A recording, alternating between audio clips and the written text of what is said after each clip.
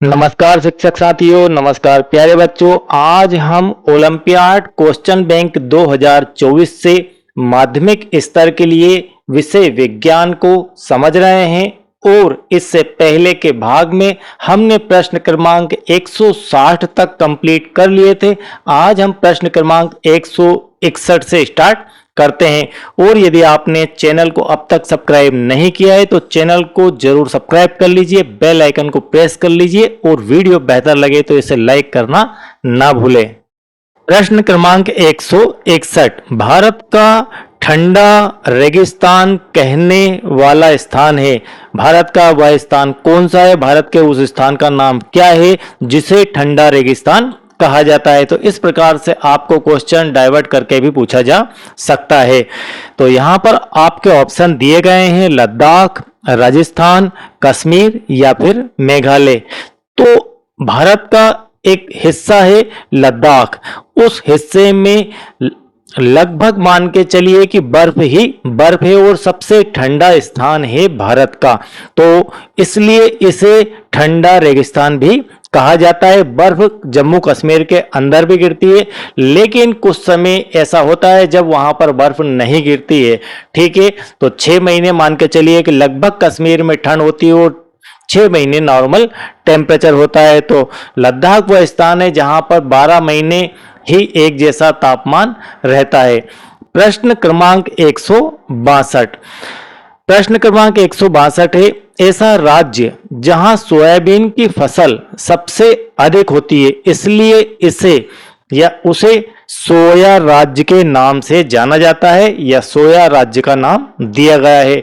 तो भारत में एकमात्र प्रदेश है और वह प्रदेश है मध्य प्रदेश, जिसे सोया प्रदेश के नाम से जाना जाता है, जहां पर सोयाबीन की सबसे अधिक फसल उत्पादित होती है। तो मध्य प्रदेश ये एकमात्र राज्य है जहां पर सर्वाधिक सोयाबीन फसल उगाई जाती है, इसलिए मध्य प्रदेश को सोया प्रदेश के नाम से जाना जाता है। अब प्रश्न क्रमांक 163, लोहे से बनी सुई आकार में छोटी होने पर भी पानी में डूब जाती है। यह एक आईएमपी प्रश्न है।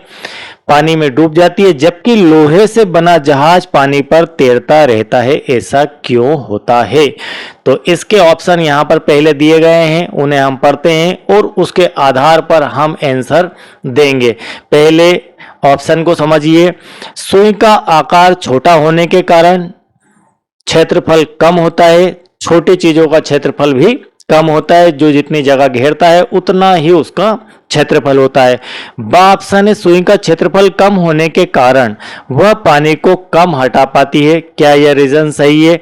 तीसरा आपका कारण दिया है, जहाज के द्वारा हटाया गया जल जहाज से अधिक भारी होता है। क्या यह कारण है? या चौथा कारण, सुई का क्षेत्रफल जहाज से अधिक होता है, यह कारण। तो इन चारों में से सही कौन से हैं? ठीक है, आपको यहां देखना है क्योंकि आपको ऑप्शन यहां पर एबीसीडी के रूप में दिए गए हैं। बस सादा ये प्रश्न का ही हिस्सा है। तो आपको यहां पर इन क्वेश्चन में पहले जो उसके नीचे पॉइंट दिए हैं उन पॉइंट को ठीक से पढ़ना है। तो यहां पर कहा यह जा रहा है कि मान लीजिए कि एक सुई है, तो यह सुई पानी के अंदर इस प्रकार से, यदि आप गिलास में पानी भरे तो यह सुई डूबकर यहां पर आ जाएगी और इसी पानी के ऊपर यदि कोई जहाज को चलाया जाए तो यह लंबा चौड़ा जहाज पानी के ऊपर तैरता रहता है। ठीक है, तो यहां पर यही पूछ रहा है क्वेश्चन में कि यह जहाज नहीं डूबता है और आपकी सुई क्यों डूब जाती है? तो इसका प्रमुख कारण होता है सुई का आकार छोटा होने के कारण क्षेत्रफल कम होता है। जिसका क्षेत्रफल कम होगा वह पानी में डूब जाएगी। कुल मिलाकर बहुत ही पतली चीज है, बहुत ही छोटी चीज है, तो भारी चीज है तो पानी में डूब जाएगी। दूसरा एक कारण सही नजर आ रहा है, सुई का क्षेत्रफल कम होने के कारण वह पानी को कम हटा पाती है। ठीक है, कुल मिलाकर पानी को हटाना है, जो जितना पानी ज्यादा हटा पाएगा वह पानी के ऊपर तैर जाएगा और जिससे पानी कम हटा वह पानी में डूब जाएगा। तो कुल मिलाकर क्लियरली यहां पर यह कहा जा सकता है डेफिनेशन के फॉर्म में, विज्ञान की भाषा में, कि किसी भी वस्तु के द्वारा हटाए गए पानी का भार यदि वस्तु के भार से कम होगा तो वस्तु डूब जाएगी, और किसी वस्तु के द्वारा हटाए गए पानी का भार वस्तु के भार से ज्यादा होगा तो वह वस्तु तैर जाएगी। ठीक है, तो ये दो कारण यहाँ पर सही नजर आ रहे हैं। तो हम देख लेते हैं कि ये दो कारण आ और बा आपको कहाँ पर दिए गए हैं। तो ऑप्शन ए के अंदर ही ये आ और बा सही नजर आ रहे हैं। ठीक है, तो इस प्रकार से यह क्वेश्चन नंबर 163 आपका कंप्लीट होता है। प्रश्न नंबर 164, पदार्थ की अवस्थाओं में से जो अलग है, पदार्थ की अवस्थाओं में से जो अलग है वह हमें बताना है। ठोस अलग है, द्रव अलग है, गैस अलग है या फिर कांच अलग है। तो पदार्थ की अवस्थाओं में आपके ठोस, द्रव और गैस ये तीन प्रकार की अवस्थाएं तो आती है। पदार्थ की तीन अवस्थाएं आप बचपन से पढ़ते आ रहे हैं और नहीं पढ़ा है तो आप मेरे मुंह से सुनिए और इसे याद कीजिए कि पदार्थ की तीन अवस्थाएं होती है, ठोस, द्रव और गैस। एक और नई अवस्था आ चुकी है लेकिन वो हायर लेवल के आपके साइंस के अंदर देखने को आपको मिलेगी, पढ़ने को मिलेगी। और यहाँ पर जो कांच दिया है या किसी भी पदार्थ की कोई अवस्था नहीं होती है। प्रश्न नंबर 165, गुब्बारे में भरी जाने वाली गैस जिससे गुब्बारा अधिक ऊपर तक जाता है, उस गैस का आपको नाम बताना है। कि किसी भी गुब्बारे के अंदर इस प्रकार से मान लीजिए कोई गुब्बारा है और इस गुब्बारे में कोई गैस भरी हुई है और यह आपके हाथ में है। यदि यह आपके हाथ से छूट जाए, ठीक है, तो यह गुब्बारा ऊपर की तरफ चला जाएगा। तो ऐसा किस गैस के भरने के कारण होगा? तो वह गैस है आपकी हीलियम। हीलियम गैस की एक तासीर होती है कि यह गैस हल्की होती है। कैसी होती है? बिल्कुल ही हल्की होती है। तो हल्की होने के कारण यह गुब्बारे को ऊपर उठाकर ले जाती है जमीन से ऊपर। यह गुब्बारा गैस भरे होने के कारण चला जाता है। तो कार्बन डाइऑक्साइड इसका ऑप्शन नहीं होगा, नाइट्रोजन ऑक्सीजन ये दोनों भी नहीं होंगे। यह क्वेश्चन आपका आईएमपी क्वेश्चन है और आपको इसे याद भी रखना चाहिए। अब प्रश्न नंबर 166, बूझो को बुखार आने पर, बूझो को बुखार आ गई, आने पर वह कहाँ गए? डॉक्टर के पास गए। डॉक्टर ने उसकी धड़कन को चेक किया, मापा। तो इसको मापने के लिए जो उपकरण डॉक्टर के द्वारा उपयोग किया गया उसे क्या कहेंगे? अब यहाँ पर दो विषय है। थोड़ा सा क्वेश्चन आपको कंफ्यूज शायद कर रहा होगा कि बुखार आ गई, बुखार सिर्फ है और यहाँ पर धड़कन शब्द का उपयोग नहीं किया जाता। कि बुखार नापना है तो बुखार नापने के लिए थर्मामीटर का उपयोग डॉक्टर द्वारा किया जाता है। थर्मामीटर जो होता है वो टेम्परेचर मापने के काम में आता है, जिसे हम तापमापी भी कहते हैं। तो तापमान मापने के लिए थर्मामीटर का उपयोग किया जाता है। लेकिन बूझो को बुखार आया और डॉक्टर द्वारा उसकी धड़कन को नापा गया।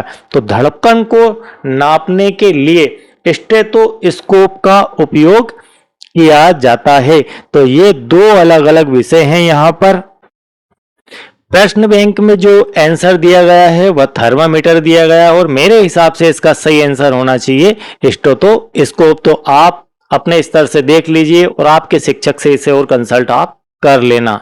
ठीक है, अब प्रश्न क्रमांक 167, कुत्ते में या कुत्तों में विशेष शक्ति है। हर प्राणी में, हर जीव में, हर जंतु में कुछ ना कुछ स्पेशल गुण ईश्वर ने जरूर दिया हुआ है। गॉड गिफ्ट सबके पास एक ताकत विशेष होती है जिसके कारण से वह जिंदा रहता है। तो कुत्तों में एक विशेष शक्ति होती है देखने की, सूंघने की, खाने की या पीने की। तो कुत्तों में सूंघने की शक्ति सबसे ज्यादा होती है। आपको मैं थोड़ा सा एक विषय बता दूं कि यदि आप कुत्ते को कहीं छोड़ आएंगे तो वह वापस आ जाता है, और यदि कुत्ता कहीं चला गया है तो वापस रास्ता नहीं भटकता, उसी रास्ते से वापस आ भी जाता है। उसका कारण होता है उसकी सूंघने की शक्ति। वह सूंघते सूंघते ही वापस आ जाता है, उसी के मलमूत्र को सूंघता है और वह वापस आ जाता है। अब प्रश्न क्रमांक 168, मछलियां खतरे की चेतावनी एक दूसरे को देती है। यह एक आईएमपी प्रश्न है। मछलियां खतरे की चेतावनी दूसरी मछलियों को एक दूसरे को किस प्रकार से देती है? बिजली तरंगों से, ध्वनि तरंगों से या फिर इशारों से या फिर आपस में बोलकर। तो इसका सही आंसर आएगा ध्वनि तरंगों से। मछलियां वाइब्रेशन उत्पन्न करती है, एक प्रकार की तरंगे उत्पन्न करती हैं और वो तरंगे दूसरी मछलियों के द्वारा महसूस कर ली जाती है।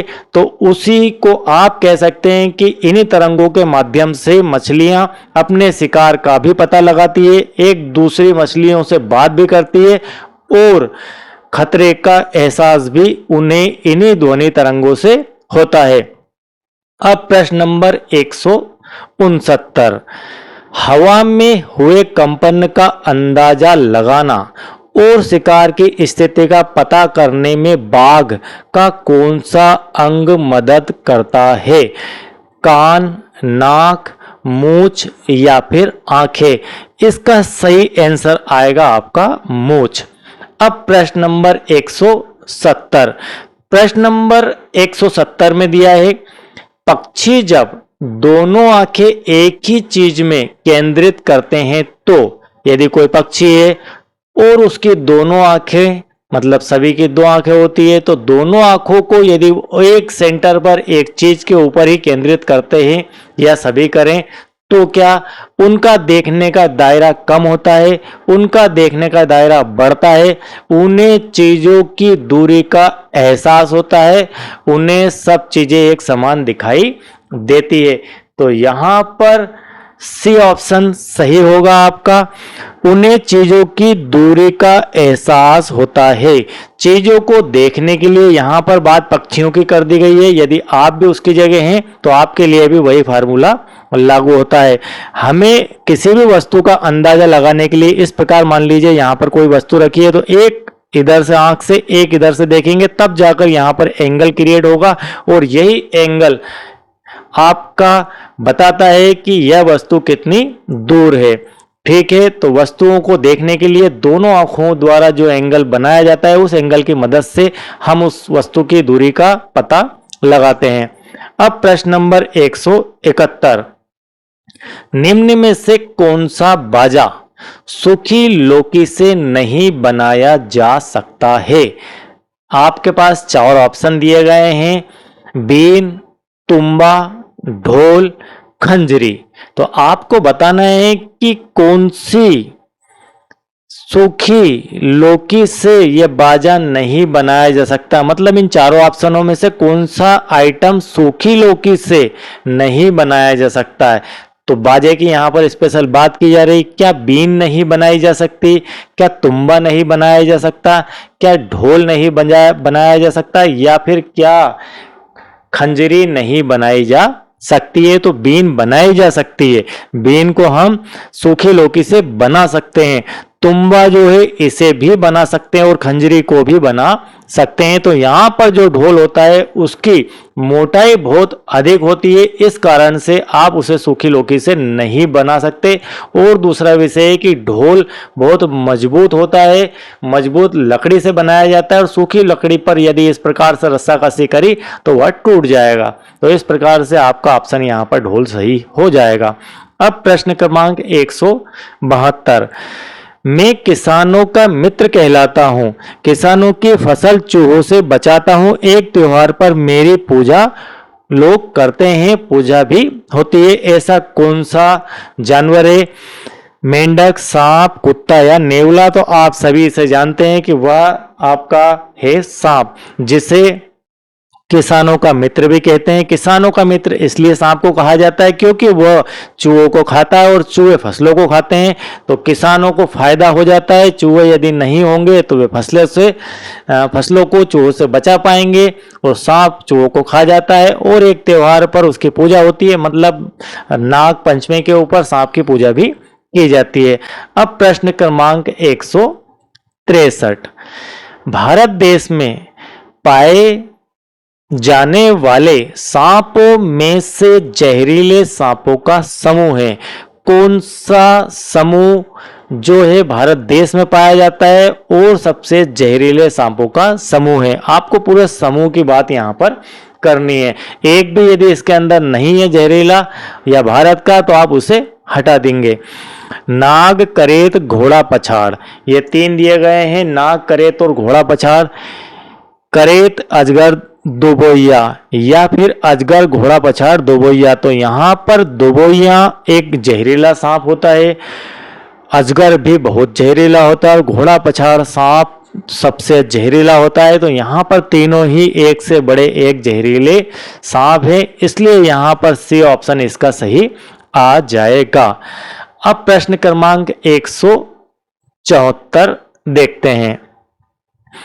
प्रश्न क्रमांक 174 है, इनमें से क्या खाने पर पेट में अम्लीयता बढ़ती है और खाना ना पचने की परेशानी होती है?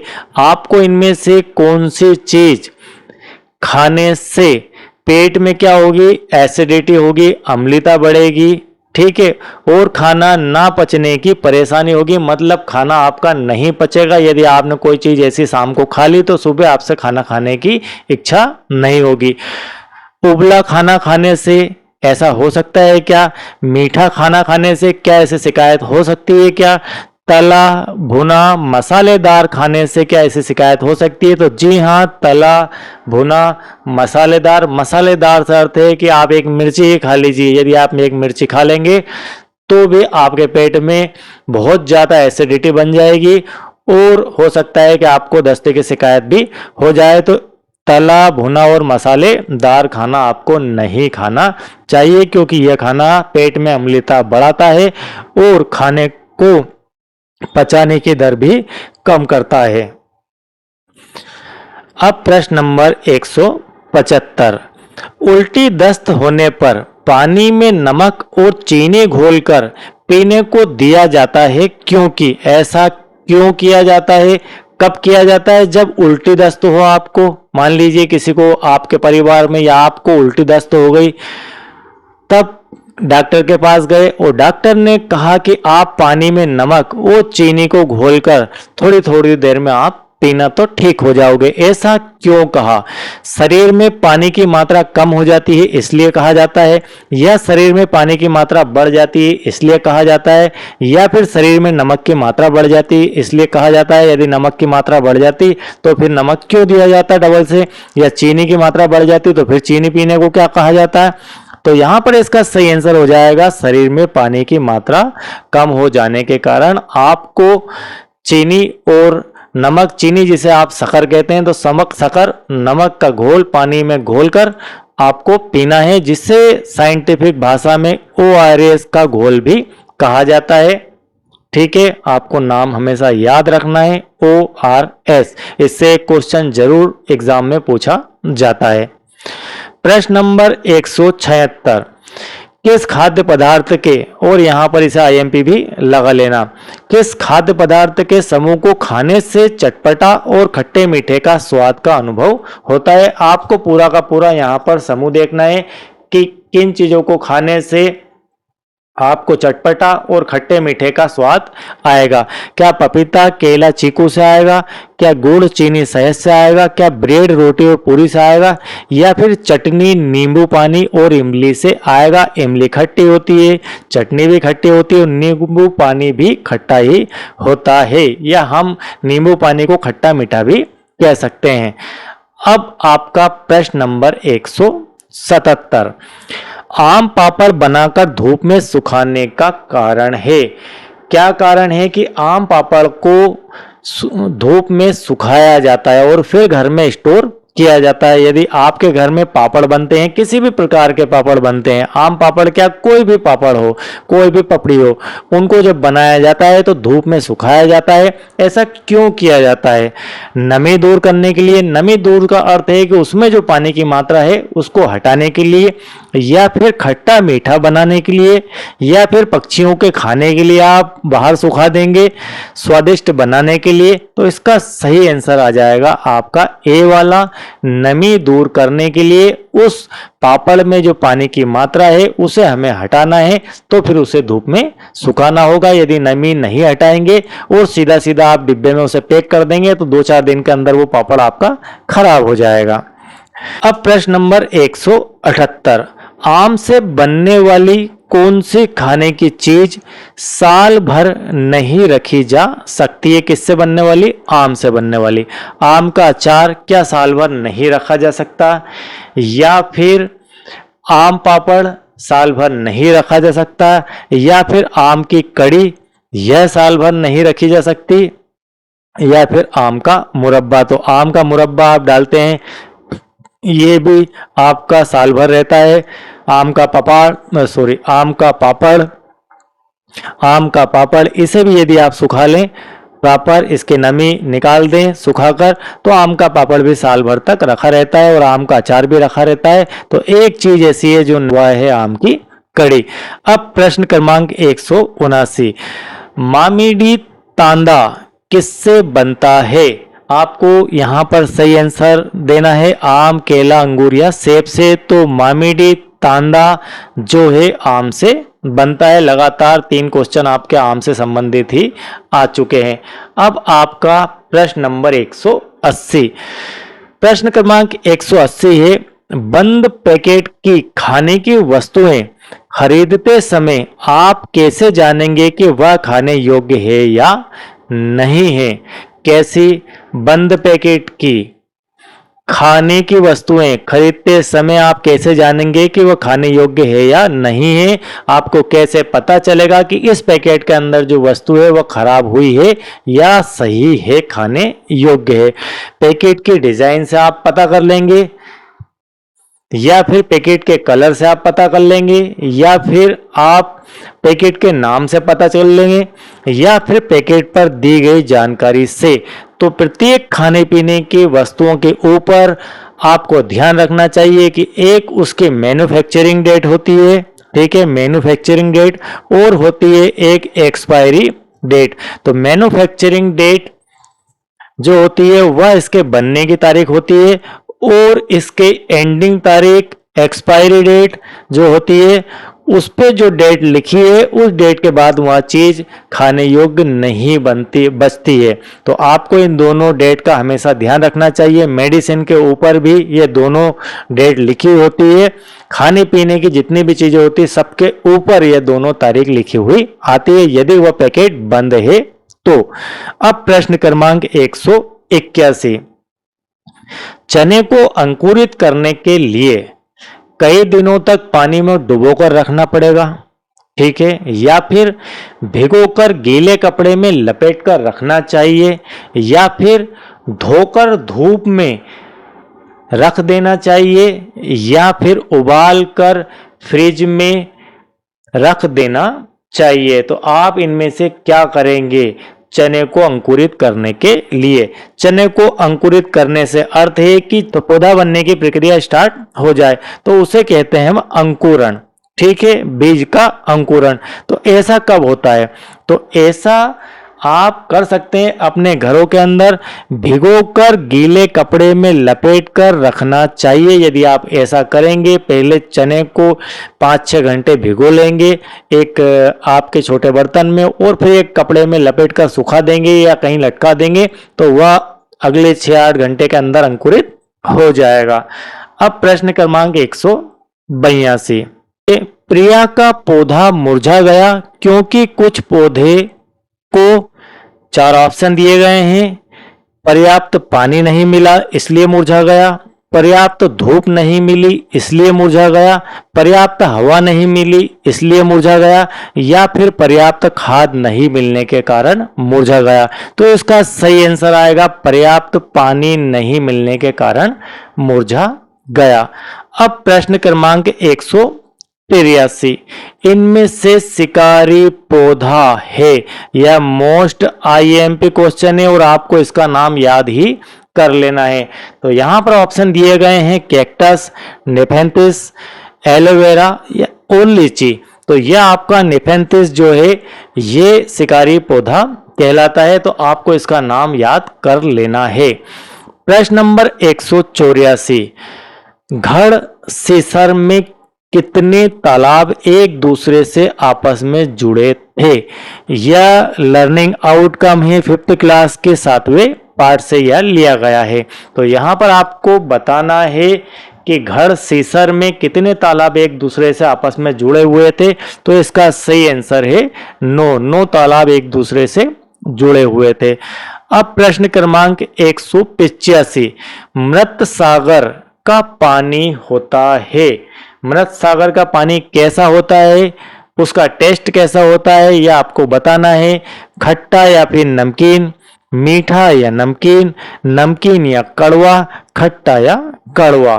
तो यहां पर इसका सही आंसर आएगा नमकीन और कड़वा। ठीक है, ये आप कह सकते हैं मृत सागर का पानी नमकीन और कड़वा होता है। प्रश्न क्रमांक 186, स्टील की प्लेट और स्टील की चम्मच पानी में तैरेगी या डूबेगी? आपको बताना है स्टील की प्लेट और स्टील की चम्मच, इन दोनों के बारे में कि पानी में ये दोनों डूबेगी या फिर तैरेगी। तो दोनों तैरेगी। क्या ऐसा हो सकता है कि आपकी स्टील की प्लेट भी तैर जाए और स्टील की चम्मच भी तैर जाए, या फिर दोनों डूब जाएगी, या फिर प्लेट डूब जाएगी चम्मच तैरेगी, या फिर प्लेट तैरेगी चम्मच डूब जाएगी? तो इसका सही आंसर है आपका कि दोनों ही डूबेगी।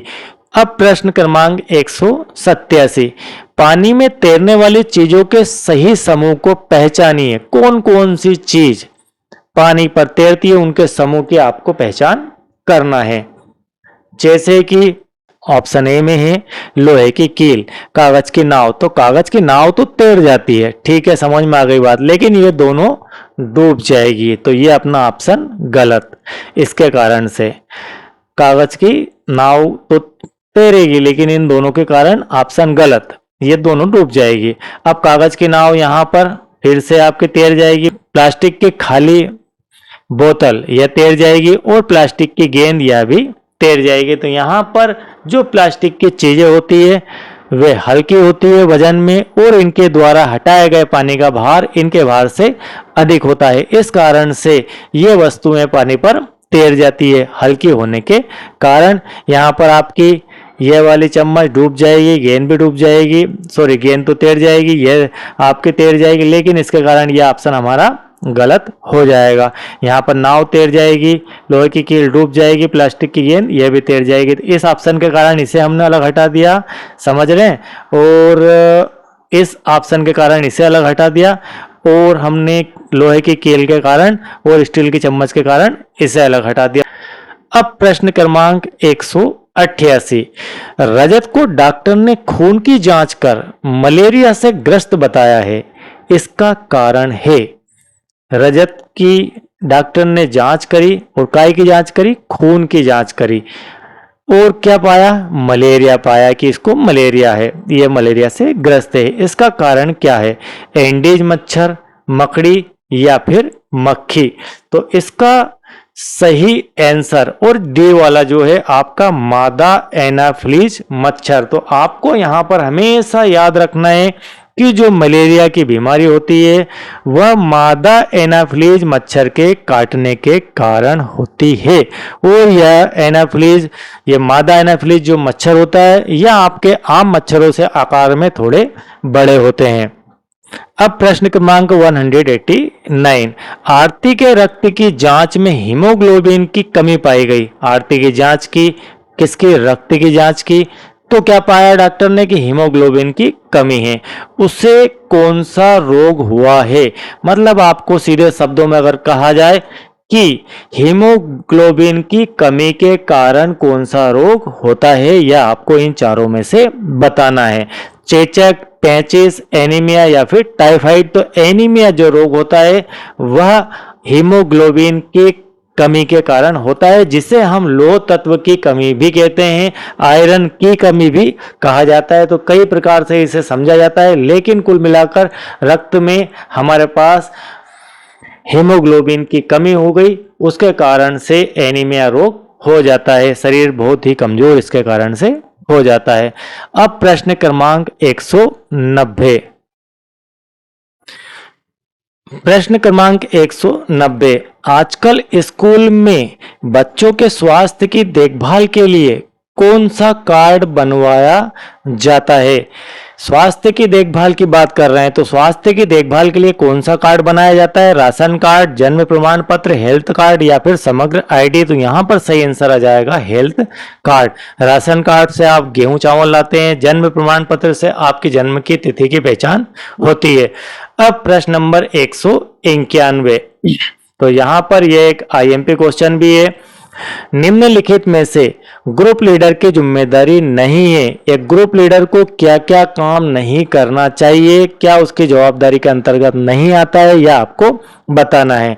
रुकने के लिए जगह ढूंढना, क्या ये एक ग्रुप लीडर को नहीं करना चाहिए, या वह नहीं करता है, या उसकी जिम्मेदारी नहीं है, या केवल अपने खाने का इंतजाम करना, साथी के बीमार होने पर उसका ध्यान रखना, पूरे ग्रुप का आगे बढ़ जाने पर ही आगे बढ़ना। तो ऐसा उसको करना चाहिए, ऐसा भी उसे करना चाहिए, ऐसा भी उसे करना चाहिए। और क्या नहीं करना चाहिए?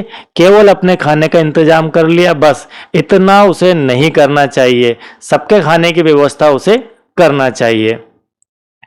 अब प्रश्न नंबर 192, चट्टान से उतरने को क्या कहते हैं?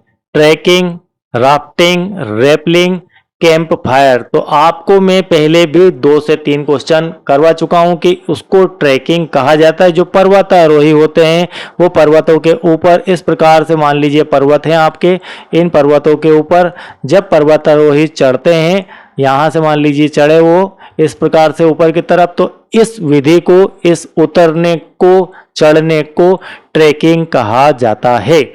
अब प्रश्न नंबर 193, माउंट एवरेस्ट पर चढ़ने वाली पहली भारतीय महिला कौन थी? तो उस महिला का नाम है बछेंद्री पाल। आपको पीवी सिंधु, मैरी कॉम, गीता फोगाट जो है ये आपके वेट लिफ्टिंग में गोल्ड मेडलिस्ट है। पीवी सिंधु इनका एक अलग खेल है, मैरी कॉम ये फाइटर है, बॉक्सर है, तो सब अलग अलग विषय हैं इनके। लेकिन बछेंद्री पाल जो है वो माउंट एवरेस्ट पर चढ़ने वाली पहली महिला थी, और ये तीनों प्लेयर हैं, खिलाड़ी हैं। प्रश्न नंबर 194, सार्वजनिक संपत्ति की सुरक्षा की जिम्मेदारी है, आपकी जो सार्वजनिक संपत्ति है, आपका गवर्नमेंट कोई स्कूल है, गवर्नमेंट भवन है, गवर्नमेंट के बिजली के खंभे हैं, पानी की टंकी है शासकीय, इसको बोलते हैं हम सार्वजनिक संपत्ति। तो इस संपत्ति की सुरक्षा की जवाबदारी किसकी है? क्या ग्राम पंचायत की है, क्या प्रशासन की है, या फिर हम सबकी है, या फिर गांव के चौकीदार की? तो यहाँ पर सही आंसर आएगा हम सबकी। कहने में अच्छा लगता है लेकिन ऐसा करते कोई नहीं है, सिर्फ सार्वजनिक संपत्ति को नुकसान बहुत ज्यादा मात्रा में लोग पहुंचाते हैं। तो हमें सार्वजनिक संपत्तियों को नुकसान नहीं पहुंचाना चाहिए, हम सबको मिलकर उसकी सुरक्षा करनी चाहिए, क्योंकि यह हमारी ही संपत्ति है। प्रश्न नंबर 195, श्रीधर ने किले में जिस तोप को देखा वह बनी थी पीतल की, कांसे की, तांबे की, या फिर लोहे की? तो आपको 195 का जो आंसर है वह देना है कांसे की, श्रीधर ने। अब ये कहां से है?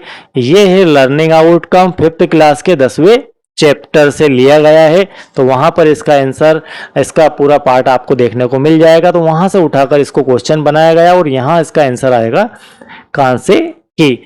अब प्रश्न क्रमांक 196, किसी ढलान से पानी का नीचे की ओर बहने का मूल कारण है। यह एक आईएमपी प्रश्न है कि क्या कारण है कि ऊपर से पानी नीचे की तरफ बहकर आता है।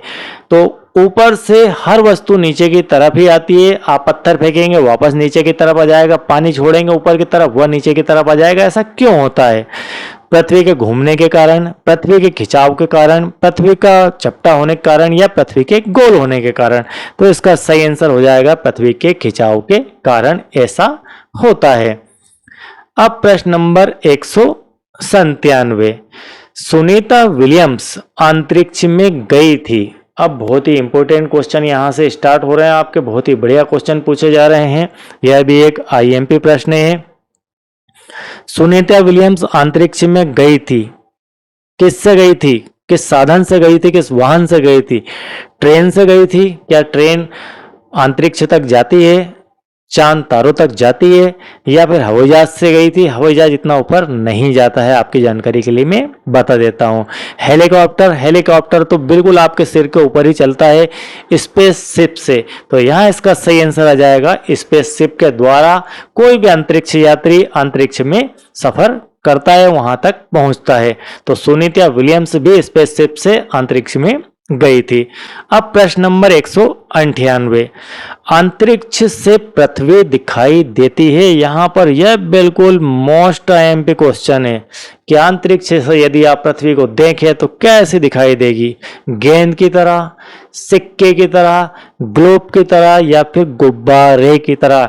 तो यहां पर सही आंसर आ जाएगा आपका ग्लोब की तरह। जो ग्लोब आपके स्कूल के ऑफिस में आपके एचएम सर की टेबल पर रखा हुआ दिखता है, वही ग्लोब होता है, पृथ्वी के आकार का होता है, पृथ्वी का एक काल्पनिक नमूना होता है जिसे हम ग्लोब कहते हैं। ठीक है। अब प्रश्न नंबर 199, वाहनों में किस ईंधन का उपयोग करने से सबसे कम प्रदूषण होगा? आप वाहन में किस तेल का, किस ईंधन का उपयोग करेंगे कि सबसे कम प्रदूषण हो? मिट्टी के तेल से बहुत ज्यादा धुआं होता है, पेट्रोल से भी धुआं होता है, इसके बाद और क्या नाम दिए हैं उसके ऊपर डिपेंड करता है। ठीक है, इसकी जगह लकड़ी देता तो फिर मैं इस को हटा देता।